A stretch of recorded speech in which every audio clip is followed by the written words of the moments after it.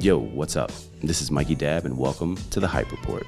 Each week we recap the biggest stories from Hypebeast directly from the minds of the editorial team. I'm here to connect the dots. Let's get into this week's show. Hey, this is Issac Rouse for Hypebeast, associate editor. We're talking Call of Duty, Modern Warfare, the new Infinity Ward Call of Duty title, a reboot from their 2007 Call of Duty Modern Warfare 4. Super excited about that, by the way. Not gonna lie to you. I'm a huge fan of Call of Duty, especially the Modern Warfare sub-series, and even more so just like the core 2 Modern Warfare games. Those are just some of my favorite first-person shooters. So when I heard they were rebooting it, I was super excited. I don't want to get into like Black Ops over Modern Warfare. we're not here for that kind of smoke right now. Basically, we're just going to talk about Call of Duty. The launch was last night. Right. Do you have some insight on this? Or any insider trading information? Well, I played an early build back in early July at Los Angeles. Activision flew me out to play their multiplayer mode as it was releasing. I believe the month after they were signing up people for the beta, the online beta. So I guess we were playing the build before that. And I got to play one of their 2v2 modes where it's basically like, get you in like a really tight closed map and you guys just kind of like shoot each other. CQC, baby. Yeah. Which I found that to be super fun. I also got to play a little bit of ground warfare mode. Yes, 36 player. Yeah, like their answer to the battle royale kind of mode. I feel like they're going to drop a battle royale in this anyway. Yeah, but it'd be silly not to. I mean, they have that in Black Ops 4, yes. The blackout mode. All of that. But I think that this is just a tighter version of even that. Call of Duty has always been, multiplayer mode, death matches and so on and so forth. So like them moving into like battle royale full measure kind of would take people aback, I think. So they kind of do it like sort of like it's more fun. Complimentary. It's more fun that way because if you're playing battle royale and you die, you got to watch your teammates play. At least you're playing a ground war with 36 people. The way that they worked it out is that the map is large. It's huge, the map, and you can spawn at different points depending on where or what the objective is and where your team is located. So if your team is pushed all the way back, like you're not going to be able to spawn further out, so on and so forth. A lot of different classes. There's different levels too, which I found was very interesting to the new Call of Duty, is that they gave you a lot of intricate spots that you can flank from the new crouch or curve mode. Gun cover. Yeah. So you can shoot from like around the corner and stuff like that, kind of lean in. And you can peek, which is camper central. I'm not going to even. So like one of the maps I was playing the beta for us common folk, just saying, is that the points are very difficult. Like I'm a little bit old. I don't know if it's because I'm old or what, but I can't see anything. I'm like, where did this kid shoot me from? The little cubby holes and windows and crevices, and like everything is kind of usable, which is good. Like once you get used to it and you know your head glitch spots, like you're fine. But for the most part, it's definitely different. I think one of the largest maps, this kind of like city area where there's like skyscrapers and you can actually go up to like one of like the tallest buildings in the map. You can either drop there via helicopter or you can walk all 15 flights of stairs, and it has just like one of the greatest vantage points I've ever seen in a Call of Duty game. You're talking about the 36v36 mode. Yes. Yeah. And once you're on top of that building, it's just free pickings. You can just snipe people. And I saw a 47 kill streak. Ooh. Specifically in that area. So the only issue that I had in the beta was the mapping from those points, because the one that they gave you in the beta was like a quarry, so to speak. Yeah. So it's basically like there's a large building that you climb. I was like, oh, cool, I'm going to snipe from there. Like, of course, there's all little hidden spots inside. Once you finally clear out the building and get to the roof, it was hard to see like their spawn area, even though like the scope was appropriate. Like it just, the mapping wasn't there yet. So I'm curious to see how that pans out via now that the game is released. Have you gotten into any of the campaign at all? I know they have a campaign. Exactly. I know like the highlight is just straight getting to that online mode. So let me get into this real quick. Last night was the pre-order. So if you pre-order the game, you got it at 9 o'clock last night. I pre-ordered, right? Right. I didn't even go to GameStop to get it. I wound up just doing a digital download. I said I'll put that $50 towards another game later on. Yeah. Whatever it is, I started downloading. They let you download in brackets. So it's a multiplayer campaign or whatever the last thing was. Well, I downloaded multiplayer. Yeah, of course. Couldn't play the multiplayer until the whole thing was downloaded. And then all of a sudden the server wasn't up until 11, I want to say 50 Eastern Standard Time. So needless to say, I'm a little tired. Yeah, that's how current video games are today. Like first day, don't expect to play the game. No. Why would I expect to play? Why would I expect to play the game that I've been waiting a year for? And that you purchased with your money because it's a product. No. I've been anticipating boots on the ground and no more jump boosting from 600 feet in the air, getting quick scope by some random kid. Like, those days are over. Like, the sniping is better. Everything is smoother. I like the controls, even the background controls that you can, the darkness, the grain on the screen, everything is manipulatable, which is fantastic. So, like, if you have a hard time seeing things, you can fix that. I'm a fan of all the tweaks to the gameplay. This is like a year out from Black Ops 4, and there is a stark difference in the gameplay, 100%. And I do appreciate that. And the one thing that did bother me though when I was playing is that this is a reboot of Modern Warfare. Why? I'm hoping to see some of the nostalgia factor play into the campaign mode. You got the Captain Price character. Yes. He's a zombie now. Call of Duty Modern Warfare 4, like, it was heralded for, it's multiplayer, but the campaign was also great. It was like hallmark missions and characters, and that's why that game kind of mattered more than previous games. I mean, they still talk about the airport scene. They talk about the airport scene. They talk about all gillied up from the original. So I'm hoping some of like those moments. Do you have a wallet? Do you have a wallet? What do you mean? Do you like to spend money on video games? At some point, the nostalgia is going to kick in for a certain dollar point. Yeah, I'm sure. But my thing is, like, I'll pay for it. I don't care. Yeah, but like, if you're gonna call the new game Modern Warfare, it better have some Modern Warfare to it, and not just be like an incremental update, or could have just been a sequel. Yeah. Rather than just rebooting it like you did. There has to be a reason, and that's what I'm hoping I see in the campaign. I'm not gonna lie to you. I always say this whenever I play a game that I loved, and then they bring it back or they make new additions to it. I go, why can't you just give me what you gave me the first time and perfect it? Yeah. And perfect it as far as the server, as far as the gameplay, as far as the mapping, as far as the hit detection. That's why Modern Warfare 2 was so good. I agree with you 100%, but like and when they say Modern Warfare, like, and I'm playing the game, I get that same feel though. Good. And I believe the FAMAS, no, not the FAMAS, one of the guns is in there. The SCAR is in there. SCAR is in there, yeah. Oh yeah. I'm excited. Anyway, matter of fact, we should probably wrap this up so I can get home. Isaac, always a pleasure. Yeah, I'm gonna see you in the lobby. Yeah, right, you will. For the latest in gaming news, follow hypebeast.com/gaming or follow Hypebeast Gaming on Instagram. Yo, what's going on? It's Keith Estiler here, our editor at Hypebeast. Good morning, Keith Estiler. Good morning. Taps on the mic early this time. Yes, sir. What are we talking about today? What's going on? What are we doing? So we're talking about Leonardo da Vinci, the late legendary Renaissance master. His Vitruvian Man study, a work on paper, finally got the clearance to be displayed at the Louvre. This is 500th death anniversary. Yes. Is what we're talking about right now.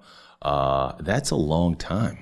Yeah. And so like the bigger issue was somebody was trying to put a stop to this. There's what was the committee? The committee was trying to. Yeah. So this cultural preservation group called Italia Nostra tried to, impede the Louvre's like years long plan of bringing the work from Italy to Paris, where the Louvre's located. And apparently the work can only be showcased every 6 years because due to like preservation reasons.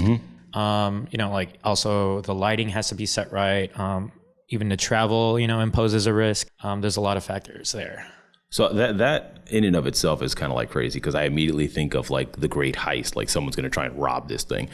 So travel's difficult. Like the paper they used back then was different, like oil textures, light, anything can really destroy this piece of art at this moment. I guess you call it art now, right? Yeah. Even though it's like the Vitruvian Man was a study of the human body. Yes. Right. So theoretically, like I don't think it was meant to be art at that time. I think it was more of like a study piece and now it's art. But anyway, so 6 years is, That's a really long time. Like, well, where do they keep it? Like right now, where is it? Right now they keep it in Italy. So they got to keep it someplace like super safe, locked up, no lights, in a vault, no air, because sometimes air will destroy it too. Like there's all these like really specific specifications to how you keep aged paper or art, so to speak. Yeah. So now we have clearance. We're going to the Louvre. That sounds super exciting. I've never been there, but at some point I would like to go there. But they're also going to be showcasing other pieces, correct? Yeah, they're going to be showcasing 22 other rare drawings alongside the Vitruvian Man. And they're also including paintings, like some signature works like Virgin of the Rocks, La Belle Ferronnier, and of course the Mona Lisa. Huh. So what the Louvre is also doing, coinciding with the Leonardo da Vinci exhibition, is a virtual reality exhibition, their first one, called Mona Lisa Beyond the Glass. Ooh. And what visitors are encouraged to wear these high-tech like headsets. Everything's virtual. So they showcase, invisible details that's like naked to the eye, like because the Mona Lisa has like layers upon layers of paint that you could only be seen through like special like UV like ray lighting. But they're going to bring that to the fore with the headsets. I feel like we're talking about the Da Vinci Code right now. Yeah. It's getting real intricate. You know what I'm saying? But for the more important part here is I feel like that virtual reality aspect kind of tells you where the museums are leading. Because at one point you're going to walk into a room where it's like just walls. Yeah. And then you're going to put these goggles on and see all these artworks like on the wall instead of it being like the physical pieces because time is of the essence with them. Yeah. But I mean, that's cool. But at the same time, like I just like a more realistic world where you can almost reach out and touch something. Yeah. I mean, the thing is, this is one of the solutions that Louvre is taking to undergo to tackle its like overcrowding issue, because there's like a lot of people that flock to the Mona Lisa, and it's really hard to see, especially when there's people taking selfies. Yeah. And there's 10 million visitors that attend the museum each year, and it's just like one of those options, like for people that go to the Louvre to check out the Mona Lisa. I mean, it's a different perspective also. Yeah. So if you can see that many layers on a picture, on a piece of art that you wouldn't normally see because the naked eye can't see it. Yeah. I mean, that's cool too. It's a different aspect of art. So, I mean, I'm all for that too, I just like the physical piece too. Yeah. But yeah, like you said, like it's definitely more difficult because of obviously more pieces more popular than others.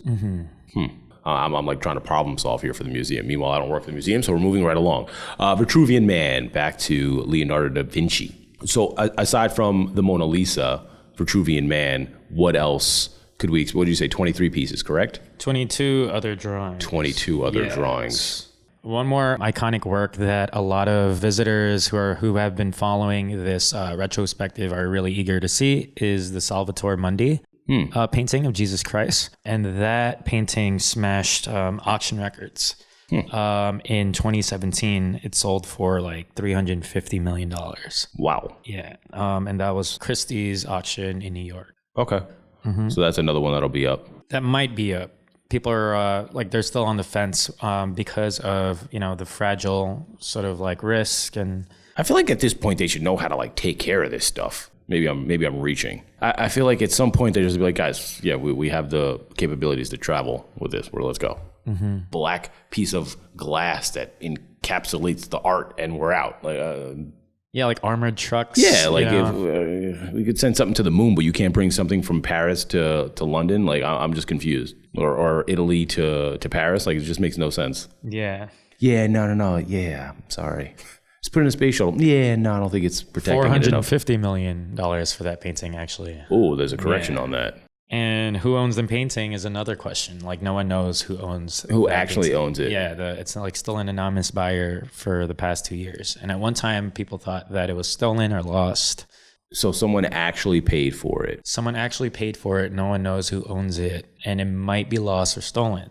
So there's a lot of mysterious. So we're back to the Thomas Crown affair. Yes. Like somebody's stealing art. Yes. I'm back to my movie plot, just to let you know.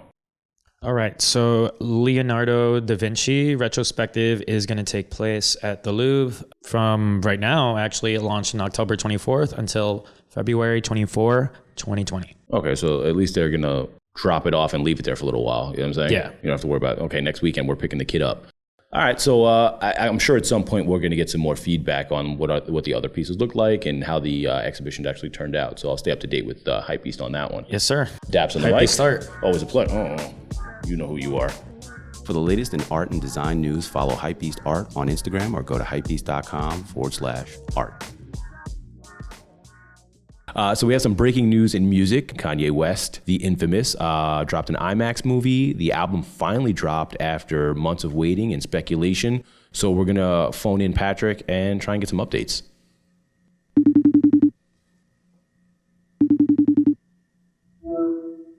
Hey guys. We got some breaking news, apparently. Yeah, perfect call. Perfect time to call. I am at home. That's why I'm phoning in, because I had a late night reviewing the Jesus is King IMAX experience. And then here we are that the project drops right as you give me a call. So great, let's listen to it. And that's what we'll do with our listeners for the next half hour. Is that what we're doing? No. I was like, are we really listening to this album for half an hour? I don't think we wouldn't get the credits. No, definitely not. So let's kick off. How was the IMAX experience? Let's do that first. It was cool, man. First off, I went to the AMC on 34th Street at 7:00. There wasn't any merch. It was kind of just like a regular movie premiere. There were some empty seats. Tickets were $18. I didn't have a press pass or anything like that. Kanye didn't show up.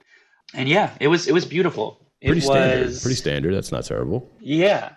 But it wasn't like Runaway. It wasn't avant-garde. It was really like bare bones, minimalist, straightforward, and just really beautifully shot. Like some nature sets, like dandelions, bees, elk. And then the real standout was James Turrell's art installation at the Rodin Crater in Arizona. And I think it was all shot with natural light. So yeah, I think like the film lover in me really appreciated it. But from a music standpoint, I didn't know what was going to be on the album, what wasn't, and what turned out to be. You called me. I was right when I was halfway through the actual album. It was just gospel a cappella renditions a lot of the times of the choral like soundscapes that he used. Gotcha. But yeah, positive experience, eclectic, and really weird typefaces. He used like the Blade Runner typeface for all the Bible verses that came across the screen, which like sheesh, wasn't fitting, I don't think. But I'm just picturing it right now, just like whoa. Yeah, and it was also just a really weird atmosphere too, because you had a lot of these like teenage kids like vaping and, you know, in their usual kind of hypebeast get up, and here they are sitting in silence watching this like art piece of an all black choir sing, you know, gospel songs. So I don't think, you know, anyone in the world could really do that outside of Kanye West. And so I guess as I left the theater after 30 minutes, it was really short. Like I thought it was going to be a full length kind of ordeal. And it was probably like 35 minutes. You know, I kind of walked away with that. So basically we had a lot of like leaked albums on YouTube, on certain musical platforms. I know like one or two of the songs definitely made it to the album because I was just listening to it, the one with Triple X Tentacion. I know that made the album. I forget the name of the actual song itself, but outside of that, what else that leaked, if any, were on the actual album? So thankfully, the Clips Reunion and Kenny G collaboration is on the album. It's track 10. I haven't gotten around to listening to it just yet. Everything We Need with Ty Dolla $ign, super beautiful. That made it as well. And yeah, I'm going to have to revisit the rest of it. But from the sound of it, man, this is, you know, another honest Kanye effort that people are going to love or other people are going to disparage. There's no cursing. And, you know, Kanye, I don't know if I've ever really considered him a lyricist. And that's not a knock at him. Like he spits, like he can really have incredible verses when he sits down to write or writes with other people. Agreed. But the compositions on this, you know, the first listen through are really good. And I think the only kind of regret I have right now is track 4, which is Closed on Sunday, where the refrain is, you know, a shout out to Chick-fil-A, which is kind of cringy. And I think you have to kind of realize that, yeah, you know, Kanye's getting up there in age. He's going to be over 40. So he's going to have those moments where I'm going to grimace and kind of be like, that doesn't hold up. It's just not working out, buddy. This ain't it, Chief. Yeah. I mean, it's definitely one of those things, especially with Kanye. It's a hit or miss sometimes for some people. Let's talk about 808s and heartbreaks. You know what I'm saying? Like some people loved it and some people hated it. It's just a matter of what level you're willing to give it. Oh, 100%. And on that note, with 808s, I think one of the highlights of the film for me was he's in this like dimly lit like corridor of the crater, and it's like this circular shot, and he's like literally sweeping the floor, and he's doing a rendition of Streetlights, and it's really beautiful and emotional. And it's kind of strange because Kanye's kind of always revisited Streetlights. It pops up every now and then in like, you know, his references, or like a new version might come out, here or there, or it'll appear on a TV show. So yeah, I think it's a song that, stands the test of time, and it kind of like gave you, I don't know, some emotional clarity on where he is. But yeah, the lyrics here are crazy sparse. But yeah, it's new Kanye, and I think people in our orbit and our world are, we should all just be, grateful that he's in a good place, from bouncing back where he was 2 years ago. Oof. And yeah, this is a celebration of that.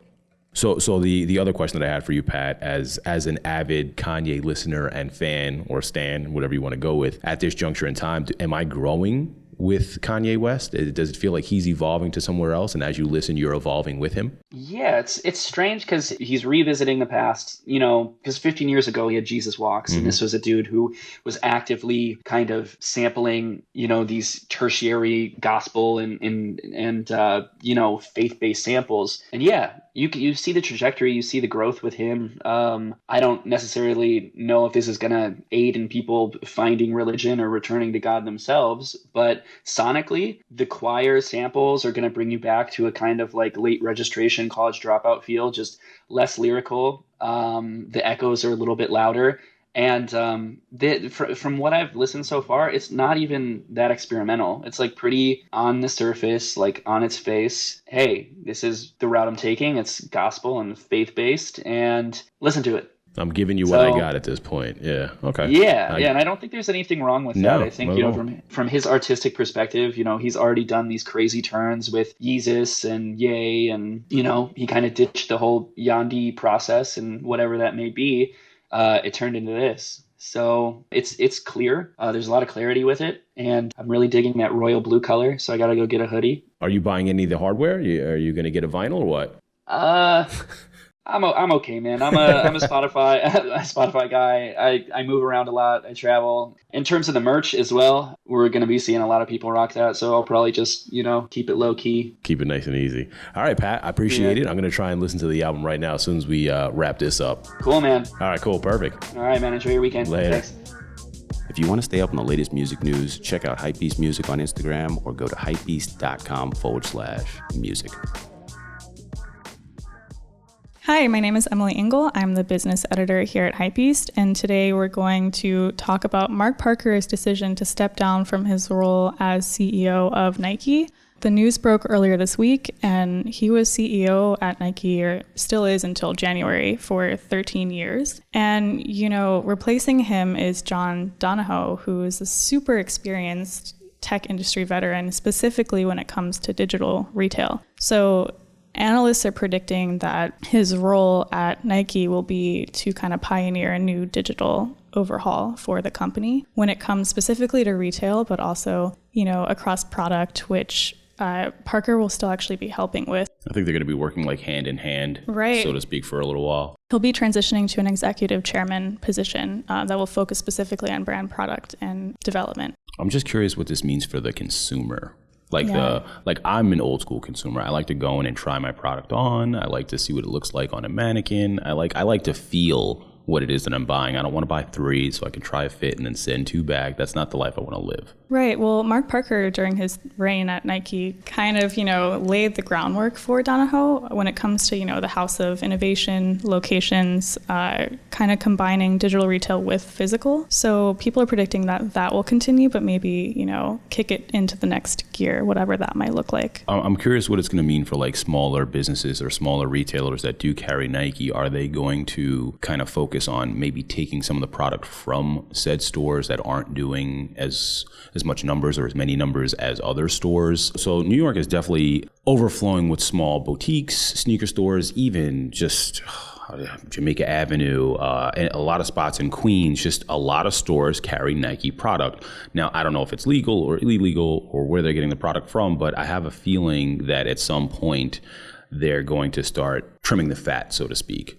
And I know for a fact that it's going to be one of those situations where if, you carry or I carry Air Force One or whatever it is, they're going to go, okay, you sell more of that. We're going to give you more of that and take it from the places that don't. Now, the places that don't sell that product, I don't know what they're going to do with them. Either they're going to lose their accounts or they're just going to reevaluate the system. But it's definitely going to be a serious time for those stores. Yeah, and Nike will have to decide how they want to position themselves as a brand when it comes to, second party selling their shoes. Mm-hmm. So you have the stores in Queens, like Jimmy Jazz and retailers like that, but they're kind of in a different vein than like the Sneakers and Stuff and, Kith. Absolutely. So they're going to have to decide where they do want to trim the fat because that'll have a big, impact on sales as well as image. I think the good thing for Nike is they use a lot of that as information. It's all information for them as long as they're getting the correct feedback from the stores, whether it's boutique, Jimmy Jazz and like Foot Lockers are huge entities that spend X dollar every year that I'm sure is expected, but like the smaller stores don't do that. But the good thing that the smaller stores do give you is a genuine kind of feedback on what your consumer is looking to buy, because it's more of a closer relationship. Like Foot Locker's a big brand, so you go in there, you're like, okay, I want that running shoe, I'll see you later, bye. Whereas boutique, you walk in there like, well, I see a lot of people going for this newer style that you guys are using, and it's more of a close-knit relationship. So, I mean, I feel like those kind of stores are safe, but I also feel like the BB stores that sell sneakers that don't have a legitimate account, or it's an umbrella account. So they have one store and they get X amount of pairs and they spread it throughout 30 other stores. That's not how it's supposed to work anyway, but at the same time, like those stores are doomed. Mm-hmm, absolutely. But, in terms of how things will go for Nike, they have a lot of wiggle room because they just surpassed the $1 billion mark for profit, which is throw up right now. Wild. So, presumably if they continue to do that, they'll have wiggle room, but they'll have to make some big decisions. I'm scared. I'm scared for the future of like retail. It's like I always make Terminator references whenever I do this. Like Skynet will be Nike. Nike will be Skynet at some point. They're just going to take over everything. They're going to start giving you diet plans. They're going to tell you what to wear on your feet. It's just going to be Nike everywhere. So looking towards the future of how this CEO swap will play out, it appears as though Parker will have much more say in product innovation than he did in the past because, as CEO, he's not really in the day-to-day of doing that. So it seems as though he'll have a closer eye on that, which, could just propel what they've already been doing with like the adapt technology, sustainability efforts forward. Skynet. Right, Skynet. We're back there again. I'm right there. I'm with you. But then parallel to that, Donahoe will be focused on digital brand strategy. So it could mean, a really powerful duo. I mean, digital brand strategy, if that means like I can win on sneakers, I'm with it. Right. I am 1,000% whatever's going to happen right now. Parker laid the groundwork, but it's time for things like sneakers to step up is what many people are saying. So hopefully... They made a little advancement recently where like they shut down the web browser for sneakers when it's certain drops. So that way like bots didn't have as much of an advantage. So I mean, I appreciate that. It's little steps. I'll take baby steps at this point. But that would be amazing. I'm actually excited now. So we'll see come January 13th, 2020. We'll have a better idea of how this will shape out. A new regime, if you will. Right. The reign is over. Thanks for stopping by. We'll catch you next week, and I'll stay up to date with your topics. Awesome. Thanks for having me. For the latest in footwear news, you can check out Hypebeast Kicks on Instagram or go to hypebeast.com/footwear. Hey, what's up, guys? This is Robert Marshall, senior editor of Hypebeast, covering mostly sports and footwear. What's going on? Chilling today. I feel like you're excited. Yeah, super pumped. Started the NBA season, tipped off, Oh, pun intended, on Tuesday. A lot to kind of recap or just kind of go over, I suppose.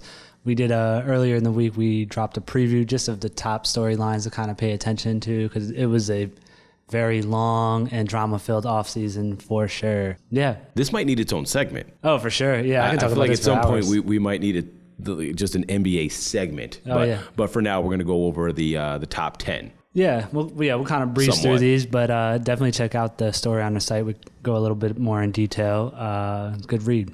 But yeah, so starting off, I think the biggest story at the moment and will be is the King of LA, and that is the Lakers versus the Clippers, LeBron, AD versus PG and Kawhi.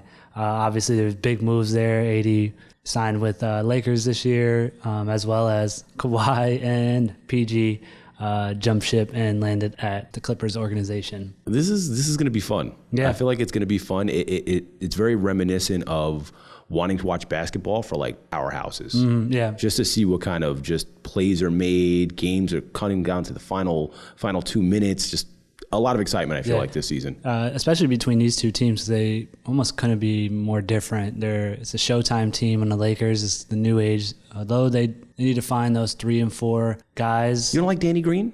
I mean, he had 28 or something opening night. He could shoot, and that's the thing. And he's always pretty consistent there. But can he get his own shot? You know, how will Kyle do once he gets back and acclimated and playing full time again? And while the Clippers are just defense. Once PG comes back, very handsy. Very handsy for sure. Yeah, their hands are gonna be all over the place. PG's he's out for a couple more weeks still with that lingering shoulder injury. But if he plays at the level that he was playing at last year for OKC, it's a problem for perimeter players because PG was just everywhere last year. Beast mode. Yeah, he was. I think he finished top 3 in MVP voting. Phenomenal year. But to your point, another topic that we discussed was Golden State Warriors and Curry. This year, the league is very open. A lot of contenders this year. It's not just the Warriors again, like it's been the last 5 years. I feel like the Warriors are dissipated. They're gone. Yeah, I mean, the team is done. What we wrote in our piece earlier in this week was saying that, you know, the dynasty is over with. You can expect a lot of big individual play from opponents this year playing against them because they lack a lot of defense. Draymond's going to play. He's got a chip on his shoulder. But other than that, their defense is going to be terrible. They gave up 144 to the Clips last night. Yeah. Or was it last night? Yeah, last night. So they'd be giving up a lot of points, but Curry's also going to be putting up a lot. So I expect him to be high in MVP voting for sure. I feel like a lot of touches might not be necessarily good for him though, because he has his days and he has his days. Yeah, but it's been a while since we saw, pre 3 years pre KD. So he's going to have the ball in his hands. D'Angelo Russell's a good compliment. Where he can play off the ball, he can be a good target, but D'Angelo can also play with the ball and dribble around and move. So that'd be a fun combination between them. They both dropped 20 plus last night too. So yeah, and my guy Clay though, yeah. I'm up like a little upset about Clay. For sure, Clay's expected. They say he's going to be back by the postseason, but realistically, I don't see them rushing that, especially how they handled the Western Conference Finals and the finals with him. So I think you're going to see him just sitting out most of this year. Same with KD. The league's wide open. I think the other topic that everybody's really curious about, both casual and fanatic fans, Zion Williamson. Can he stay healthy? Yes, he had a dominant preseason. He was averaging, 23 points per game on 71% shooting in 27 minutes. Insane numbers. Yeah, phenomenal. Absolutely phenomenal. Stat stuffer for sure. But he tore his meniscus, and now he's out at the least 6 to 8 weeks, and I can imagine it's probably going to be more like 2 to 3 months. Again, something that they don't need to rush. And it sucks because for many reasons, I think everybody was really looking forward to this. Probably one of the biggest sports debut in recent memory. LeBron is, KD, those kind of guys is what you're thinking of. But it's also the Pelicans have 30 nationally televised games, and he's going to be missing quite a big chunk if it's 2 to 3 months. So a lot of teams are missing out, I'm an Orlando Magic fan, so we have one nationally televised game, so it's going to be tough to kind of handle that. And I guess, just kind of breeze through some of the other ones. It's, Harden and Russ. It's going to be really big to see how they... that dynamic is going to be... someone's going to have to give. Yeah, for sure. They lost... at home in a nail biter to the Bucks. That's another topic too. Is Milwaukee Bucks? Yeah, you gotta say it. Can Giannis? Is Giannis the best player in the world right now? I think he's low key up there. Yeah, I gotta say he's low key like up there because it's not like Bush. It's not like crazy. It's like oh yeah. Yeah. He also he's not doing it with a stacked squad. He does have a lot of scorers, but they're not killers. There's nobody like that's really stepping out as the number 2 option. Bledsoe's up and down. So it'll be fun watching Giannis try to go back to back on MVPs. And she made a better shoe. For sure. And then you have kind of touched on it, KD and the Nets. KD's not going to be playing this year. The Nets are going to be really fun with Kyrie at the helm. First game they lost another nail biter by 1 in overtime, but Kyrie dropped 50. I'm not mad at that. Yeah, so they're going to be fun to watch. I don't think they're going to be, they should be on the bubble for the playoffs it's going to be fun. I mean, the Knicks are up there too, though. The Knicks are doing pretty good. Yeah, I don't think so. And other 76ers in the process, we got to see how that kind of plays out with Ben Simmons and his jump shot. I mean, he made it 3, so that's cool. Yeah, in preseason. Wild that was like an actual thing. I was like, are people really talking about this right now? I mean, you kind of have to. It's been a thing for years now. Yes. Vince Carter's retiring after 22 seasons, a 42-year-old Vinsanity, half man, half amazing, human highlight reel. He's calling it quits. It's time. He deserves every bit of retirement tour, I think. Absolutely. That dude definitely changed the game in his own right. So it'd be sad to see him go, but I hope that he sticks around commentating. And the last thing we touched on, I think it was the last thing we touched on in our list, was the Nike partnership. 3rd year together. Mm-hmm. Last year the jerseys weren't too outrageous last year, but they did do a lot in like partnerships like Air Force Ones and Nike SB collab. So I'm expecting more on that front. This year they're just bringing back a lot of retros. So you have the Raptors are bringing back the dinosaur, the Grizzlies are bringing back the Bear jersey from Vancouver. Bulls got the pinstripes. Jazz got the Purple Mountains from Stockton and Malone fire jersey. Fire. And the Cavs even has that really garish black and blue zigzag joint from the 90s. I'm passing on the Cavs. I don't care about that. Yeah. Also, the Eric Hayes is dropping. Obviously a famous graffiti artist is doing a collab with Brooklyn this year, so that's gonna be big. Clippers got those old English jerseys, so. Lots happening in the NBA, so it'll be fun, man. I feel like I'm in a time machine right now. I got 2-man power teams and throwback jerseys. I'm with it. I'm with all of it. Yeah, I'm super pumped, man. Especially after the Yankees lost, it's killer. So why'd you have to bring that up? I know, really? I know. It's still eating inside me. What? It's still eating. Yeah, it's still eating. I'm not gonna curse. Oh wow, that's it's almost like it happened all over again. Yeah, I'm sorry. You're right. If you're an Altuve fan, we are not friends. By the way, for sure. We are not friends. All right. Thanks for having me, guys. Bob, always a pleasure. You already know. Peace. For the latest in sports news, follow hypebeast.com/sports. Thanks for listening to this week's episode of The Hype Report. You can find out more about the show and listen to other episodes on hypebeast.com/radio. You can subscribe to us on Spotify or Apple Podcasts or anywhere else that you listen to podcasts. Leave a comment and let us know what you think about this week's topics. You can reach out to me on Instagram at Mikey Dab, and that's 2 B's. And shout out to the editorial team. I'm Mikey Dab, and thanks for listening to The Hype Report. Any comment, opinion, or suggestion made by any person contained in this episode does not represent Hypebeast in any way, and those genuinely are their individual, personal opinion and thoughts towards the topic shared.